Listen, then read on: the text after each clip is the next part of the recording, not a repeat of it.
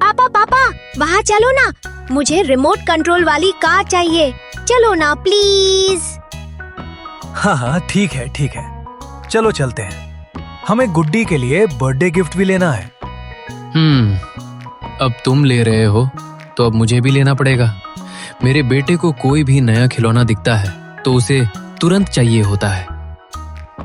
ऐसा ही होता है यार, ये बच्चे भी ना, महीने में 10-1 हज़ार के खिलौने हो ही जाते हैं इनके। पापा पापा चलो ना, क्या बातें कर रहे हो? चल, तुम भी ना खिलौनों की दुकान देखते ही पागल हो जाते हो। अरे क्या हुआ? कुछ नहीं यार, सिक्योरिटी वाले ने किसी को पकड़ लिया है। चल छोड़।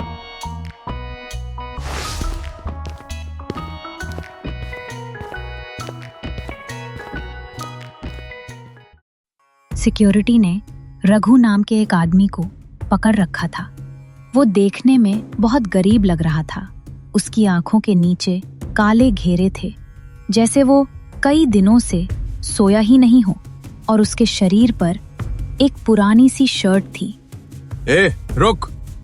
क्या छुपाया है अंदर? जाने दीजिए, मुझे जाने दीजिए प्लीज, मुझे देर हो रही है। देर हो रही है? पहले बता, क्या चुराया है? साहब, जाने दीजिए ना, मुझे देर हो रही है। रुक! तू ऐसे नहीं मानेगा, मैनेजर को ही बुलाता हूँ।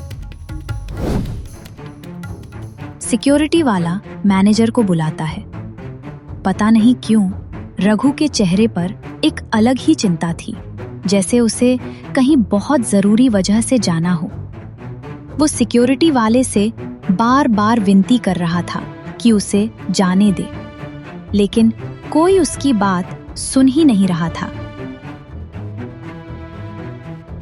तभी वहां मैनेजर आता है। क्या रे भिखारी, क्या चुराया है बोल? यहाँ आकर चोरी करने की हिम्मत कैसे हुई तेरी?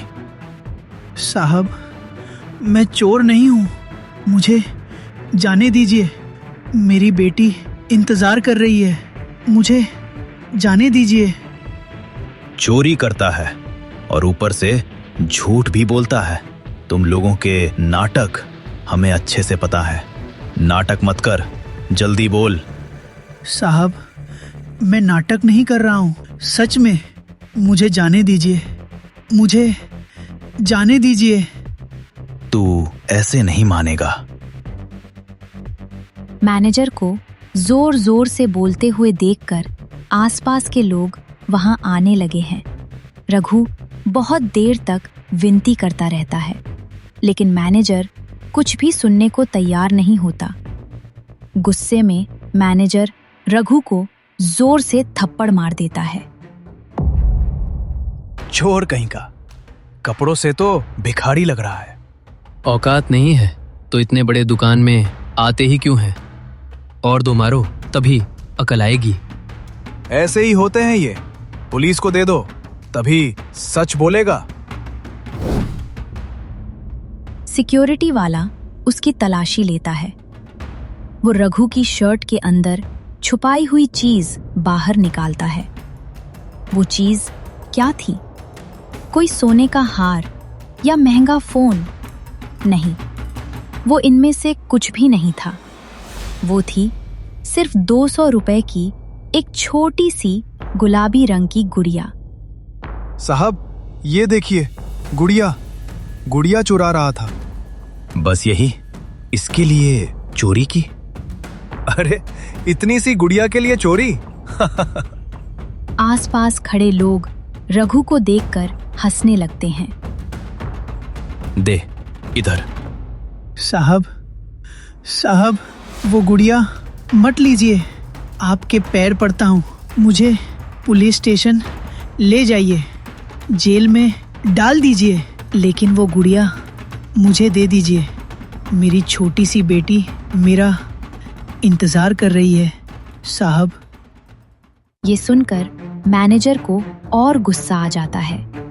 चोरी करता है और ऊपर से हमें नाटक दिखाता है। सिक्योरिटी, पुलिस आने तक इसे बांध कर रखो। रघु मैनेजर से बहुत गिड़गिड़ा रहा था। वह उन्हें बार बार कह रहा था कि मुझे जाने दीजिए, मेरी बेटी मेरा इंतजार कर रही है। लेकिन नहीं, मैनेजर कुछ भी सुनने को तैयार नहीं था। तभी भीड़ में से एक डॉक्टर आगे आते हैं। वो रघु को देखते हैं और उन्हें ध्यान आता है कि उसके हाथ पर अस्पताल का स्टैंप है और उसकी जेब में एक पर्ची। डॉक्टर वो पर्ची निकालते हैं और जोर से पढ़ने लगते हैं।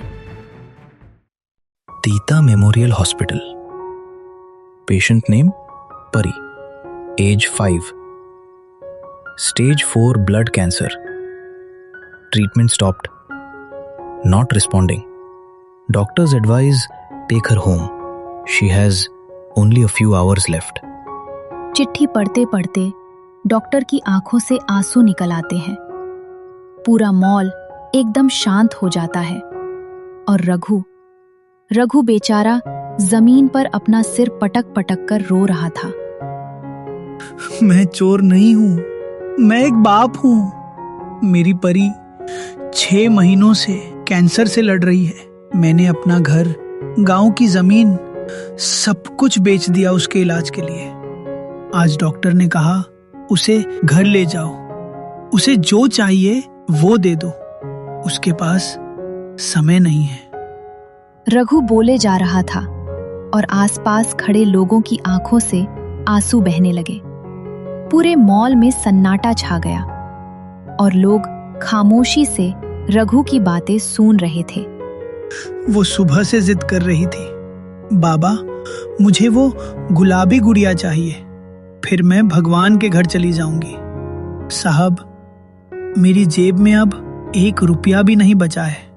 उसकी दवाई लाने के लिए भी अब मेरे पास पैसे नहीं हैं।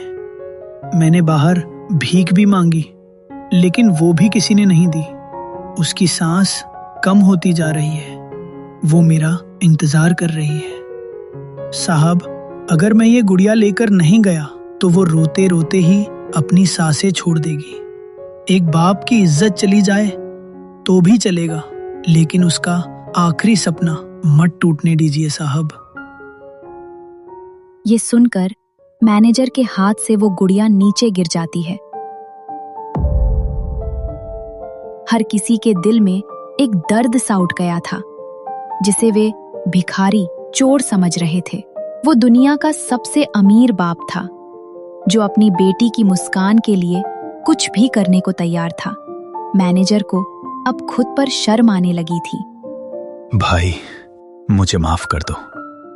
ये गुड़िया लो और ये पैसे भी लो, और हाँ, जाते समय मेरी गाड़ी से जाना। तुम्हारी बेटी को देर नहीं होनी चाहिए। मुझे पैसे नहीं चाहिए साहब, बस ये गुड़िया दे दीजिए। रघु गुड़िया लेकर अस्पताल की ओर पागलों की तरह दौड़ पड़ता है। परी बेटा, ये देख, तुम्हारा बाबा आ गया। ये देख, वो तुम्हारे लिए क्या लाया है। परी मुश्किल से अपना सिर घुमाती है। वह उस गुड़िया को देखती है। उसके सूखे हुए होठों पर एक प्यारी सी मुस्कान आ जाती है। थैंक यू बाबा। वह अपने बाबा का हाथ पकड़ती है और धीरे धीरे उसकी पकड़ ढीली हो जाती है। उस दिन मॉल में मौजूद लोगों ने एक बात सीखी। कानून की नजर में जो इंसान अपराधी होता है, वह भगवान की नजर में महान भी हो सकता है। और एक बाप का प्यार इस दुनिया के किसी भी मॉल से कहीं ज्यादा बड़ा होता है।